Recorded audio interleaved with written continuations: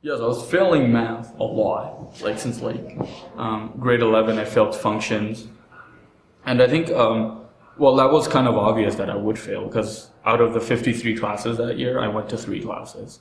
And so when I would show up to class, my teacher would joke and be like, "Oh, it's nice to finally see you," that kind of attitude. So like, of course, that was one of the things. But then it was the failure that also made me realize that it's something maybe I should do because I was so used to doing everything else and never having difficulties with them. So I'm like, okay, this is hard, and I don't want it to be hard anymore. But the problem was like when I did go to grade 12, I failed again, and it wasn't because like my lack of ability to understand what I was doing. It was more or less the foundational thing was missing, and which was like the last 3 years of high school math that I was doing.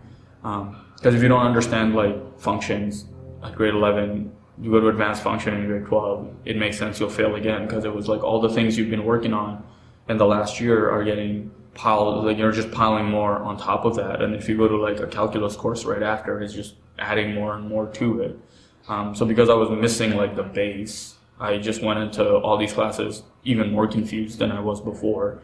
And that took like years to correct. And I did do that, like I read like books, and then I went back to do high school math again. And I went to like the Independent Learning Center to take calculus like a third time to make sure I got the grade to get into university. So even though I took it in grade 11 and I took it in 5th year, I still didn't actually understand it enough. But then it was still so interesting, and it was still the one thing that was like super hard or very difficult for me to do, so that I was like, I will keep doing it. And there's like something really beautiful about understanding math. And one of the things is like, once you understand it, you'll never not understand it again. Like you'll always, anytime you see that, you'll know exactly what it is. And I was really hanging on to that because out of all the other things that I was also looking into doing, and one of them being kinesiology, I mean, it was pretty like obvious choice considering I was like at the Y all the time and exercising, and so I was kind of like, okay, this is related, so maybe I'll do that. But even though I was looking at all those things, and you know, there's all these other branches you can go into as well, like physics and chemistry and things, like I was still more interested in doing math than those things, so I still would continue. And then kind of like overcame my failure.